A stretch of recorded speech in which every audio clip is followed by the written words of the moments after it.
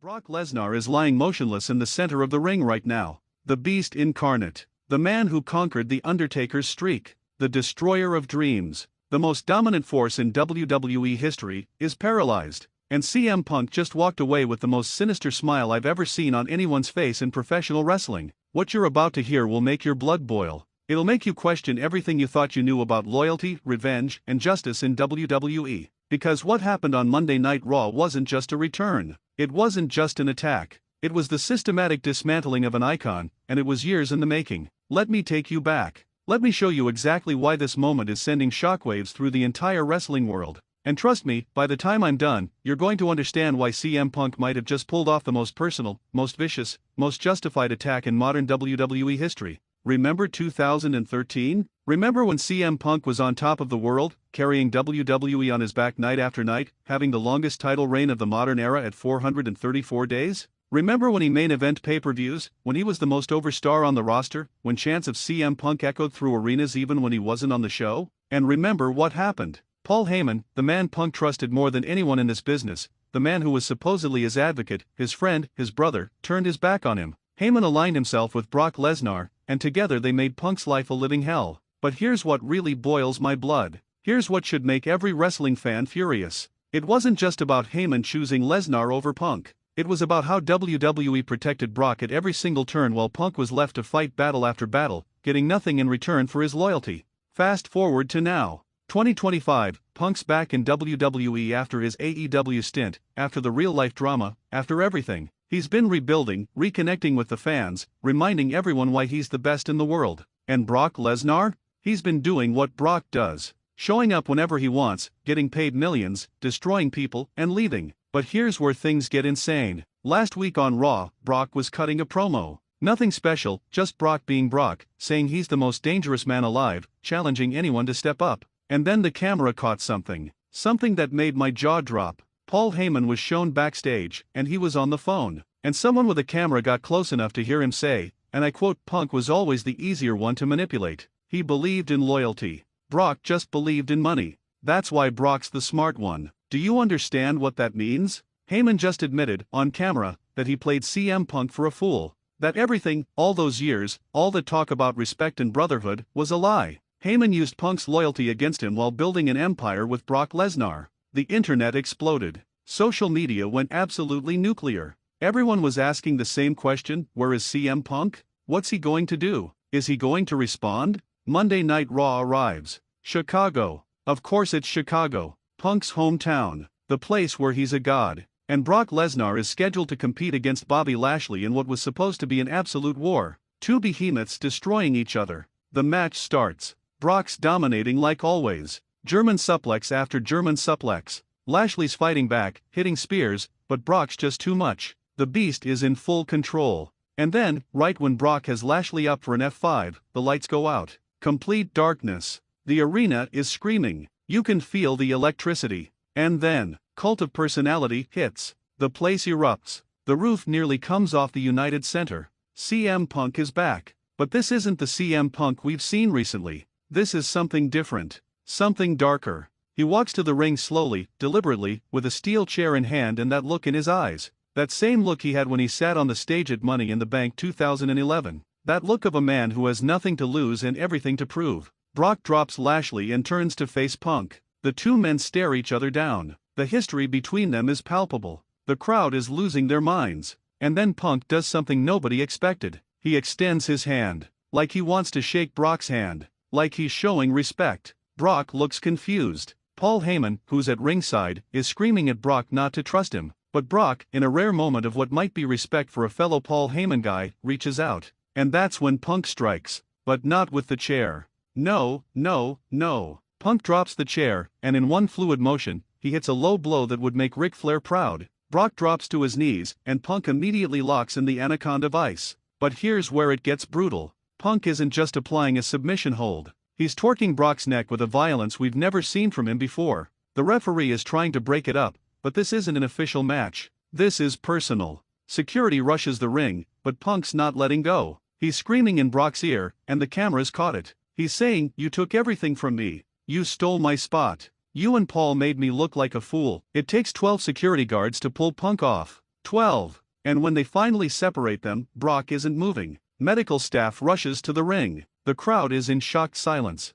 Everyone's thinking the same thing: is Brock okay? And here's where it gets even more disturbing. As Punk is being pulled up the ramp by security, he breaks free one more time, grabs that steel chair, slides back into the ring, and before anyone can stop him, he delivers the most sickening chair shot to Brock's neck that I've ever witnessed. The sound echoed through the entire arena. Punk then grabs a microphone and says just 5 words: "The beast is finally broken." The show went to commercial. When they came back, Brock Lesnar was being loaded onto a stretcher, wearing a neck brace, being wheeled out of the arena. The announcers are in shock. Michael Cole is barely able to speak. Corey Graves is calling it the most malicious attack he's ever seen. But here's what's making the wrestling world absolutely explode right now. Immediately after the show, WWE released a statement saying Brock Lesnar is being evaluated for a serious neck injury and that his status is unknown. They're not saying if it's a work or if it's real. They're not saying if Brock will be back. They're leaving us in the dark. And CM Punk? He posted one thing on social media. A picture of himself from his 434-day title reign with the caption, "Some debts take years to collect. Interest is AB**********. Now let's talk about why this matters. Why this is bigger than just another wrestling angle. Because if you've been paying attention to wrestling history, you know that CM Punk has always been about truth. Even when it's uncomfortable. Even when it gets him in trouble. His famous pipe bomb promo in 2011 wasn't just entertainment. It was real frustration with a system that he felt was holding him back. His departure from WWE in 2014 wasn't just a storyline. It was a man walking away from his dream because he felt disrespected and used. So when Punk attacks Brock Lesnar like this, when he shows this level of aggression and personal vendetta, it's not just about getting heat. It's about settling a score that's been building for over a decade. Think about it. In 2013, after Heyman turned on Punk, the feud with Lesnar should have been the biggest thing in wrestling. It should have main event WrestleMania. But it didn't. Punk was kept away from the main event scene. He fought Lesnar at SummerSlam in an incredible match, but even that wasn't the main event. Brock and Heyman moved on to bigger things while Punk was left spinning his wheels. And now Punk has the power. He has the platform. He has the support of the fans who never forgot what WWE did to him. And he's using all of it to make sure Brock Lesnar understands what it feels like to be broken, to be humiliated, to be cast aside. But here's where opinions are divided, and this is why you need to comment below and tell me what you think. Is CM Punk justified? Is this the righteous revenge of a man who was wronged? Or has Punk crossed a line? Has he become the very thing he used to fight against, a bitter veteran taking out his frustrations on someone who was just playing the game? Because let's be real, Brock Lesnar didn't personally screw CM Punk. WWE's booking did. Paul Heyman's choices did. Brock was just being Brock, doing what was best for Brock. That's what special attractions do. They come in, make money, and leave. Brock never promised Punk anything. So is Punk's anger misplaced? Should he be going after WWE management? Should he be going after Paul Heyman specifically? Or is Brock the symbol of everything that went wrong, the physical manifestation of the system that chewed Punk up and spit him out? The wrestling community is split. Half the people are saying Punk is absolutely justified, that Brock's been coasting for years while guys like Punk do the heavy lifting. The other half is saying Punk looks like a bitter ex-employee who can't let go of the past. And WWE is loving this. They're loving the controversy. They're loving that we're all talking about it. They're loving that this video is going to get thousands of comments of people arguing about who's right and who's wrong. But here's what I think. And I want you to hear me out before you destroy me in the comments. I think CM Punk is both right and wrong. I think his feelings are absolutely valid. The way he was treated, the way he was overlooked, the way his loyalty was exploited, that's all real, and he has every right to be angry about it. But targeting Brock? Potentially injuring Brock? That's not justice. That's revenge. And there's a difference. Justice would be Punk getting his WrestleMania main event. Justice would be Punk getting the recognition and respect he deserves. Revenge is taking someone else down because you're still hurting. Now, if this is all a work and Brock is fine and they're building to the biggest match possible, then I'm here for it.